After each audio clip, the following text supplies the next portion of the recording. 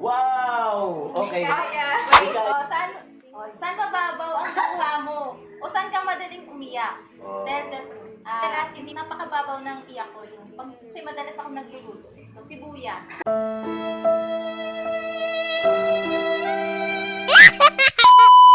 Ano nga ba ang truth?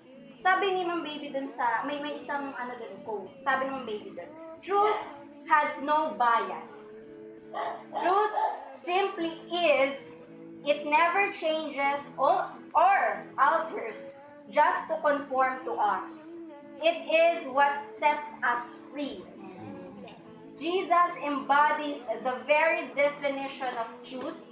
Every truth claimed apart from him is preposterous. Lord!